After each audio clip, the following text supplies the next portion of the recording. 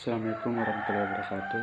Perkenalkan, nama saya Kusri Anggara dari jurusan Arsitektur Fakultas Teknik Universitas Muslim Indonesia. Pada saat ini saya akan membahas tentang perencanaan dan perancangan arsitektur berkelanjutan, yaitu pembangunan drainase perkotaan. Langsung saja ke pembahasan.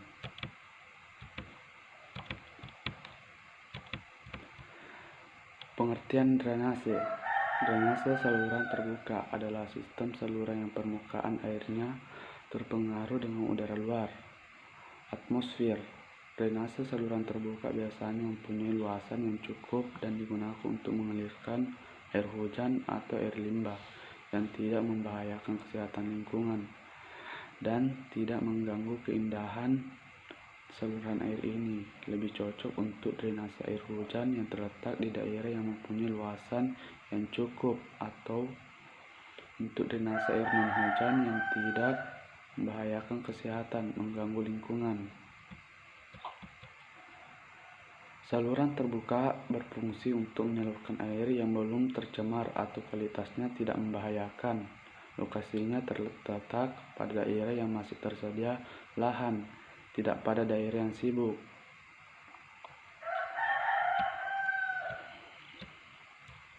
Pola jaringan drainase ada beberapa bagian.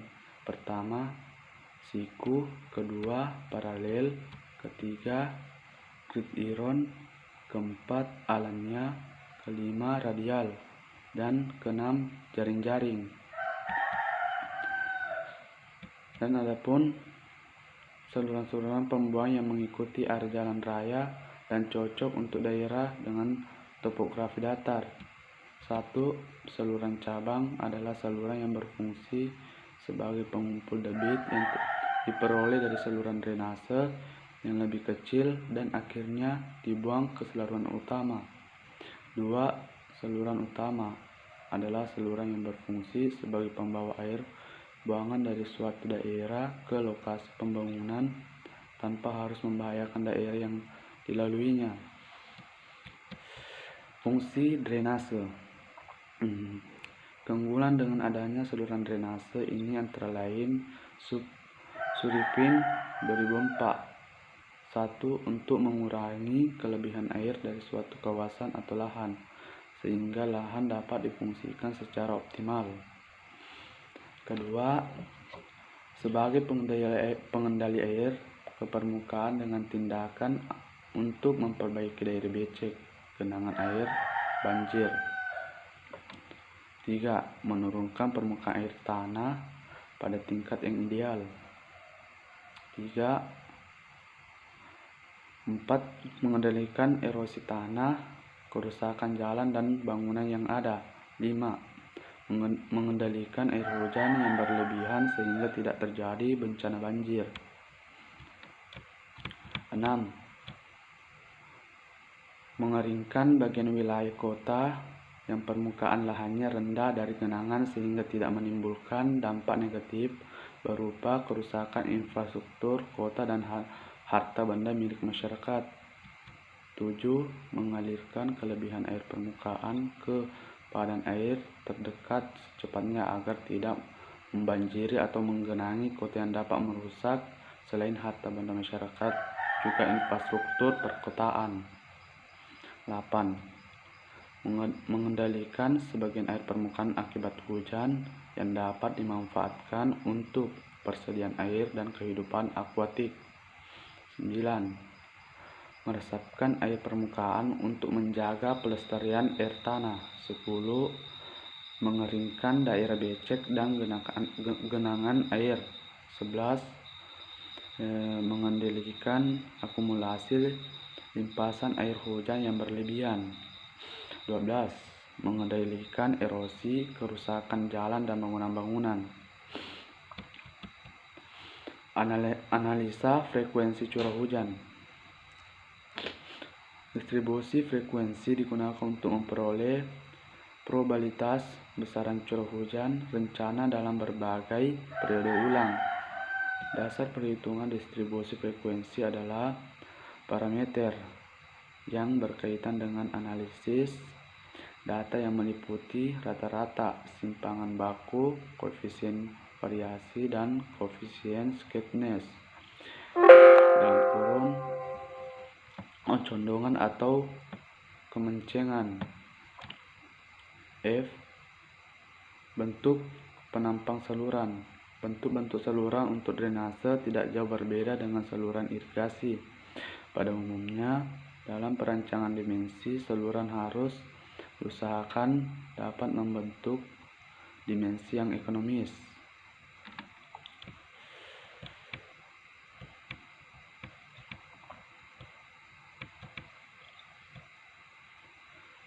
Saluran terbuka. Saluran terbuka ini dapat menampung dan mengalirkan air hujan dari hulu ke hilir.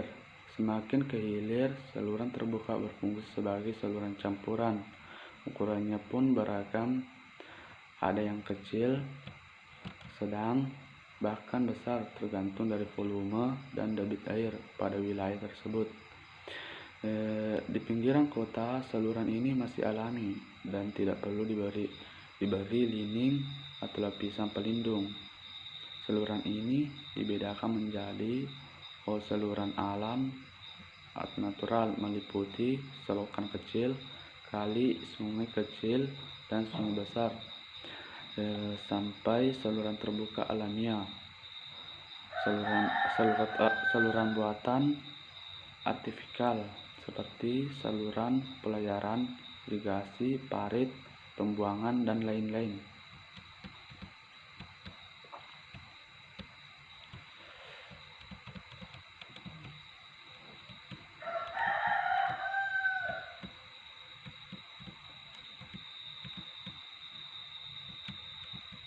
Penentuan kecepatan aliran di mana saluran yang direncanakan berdasarkan pada kecepatan minimum yang diperbolehkan agar tetap self cleansing dan kecepatan maksimum yang diperbolehkan agar tetap aman. Satu, kecepatan maksimum yang diperbolehkan adalah 3,0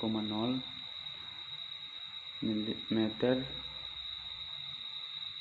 merupakan kecepatan aliran terbesar yang tidak mengakibatkan penggurusan pada lahan saluran.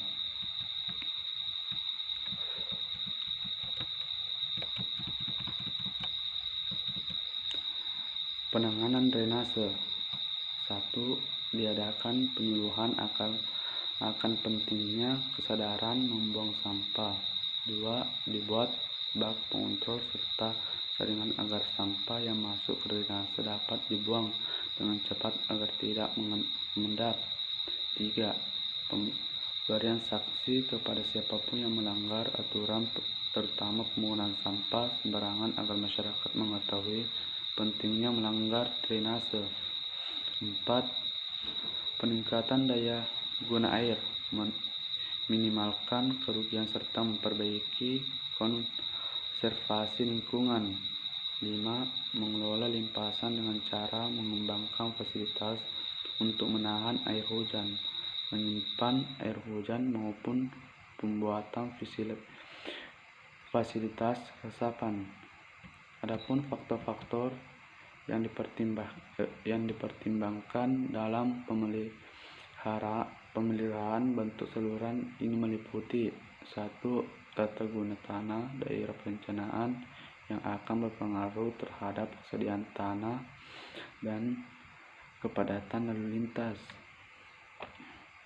2. Kemampuan pengaliran dengan memperhatikan jenis bahan saluran yang dipergunakan. 3. Kemudahan pembuatan dan pemeliharaannya. Ada juga jenis-jenis drainase. Pertama, land dan smoothing. Land grading mengatur tahap kemiringan lahan, dan land smoothing penghalusan permukaan lahan. Saluran atau parit terbuka yang disebut sebagai saluran acak yang dangkal. B. Dari swallow random fill, air dialirkan lateral outlet. C. Selanjutnya diteruskan ke saluran pembuangan utama, itu main outlet ditch. B. Drainase acak, random field drains. C. Drainase paralel.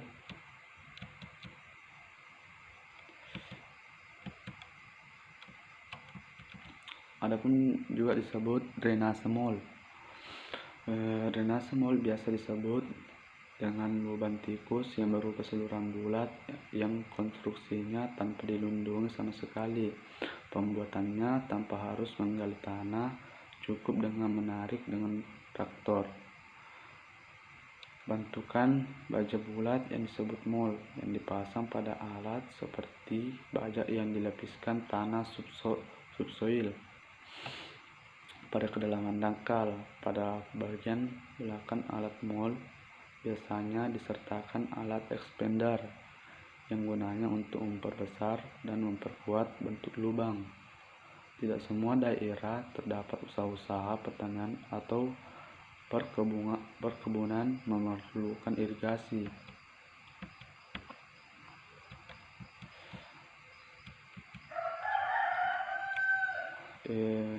Yang terakhir, klasifikasi saluran terbuka. Saluran terbuka dapat diklasifikasikan sebagai buatan atau artifisial atau alamiah natural, tergantung pada apakah penampangnya adalah buatan manusia ataupun sebaliknya. Sungai dan muara adalah contoh dari saluran alami, sedangkan pembuatan air yang mengalir sebagai penuh dan saluran irigasi termasuk dalam kategori saluran buatan. Suatu saluran yang mempunyai penampang dan kemiringan yang tetap disebut saluran prismatis. Apabila salah satu kemiringan dan penampangnya berubah sepanjang saluran, maka saluran ini disebut sebagai non-prismatis.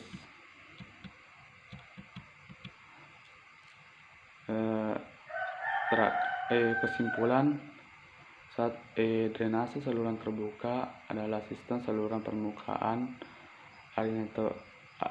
airnya terpengaruhi dengan udara luar, yaitu atmosfer. 2.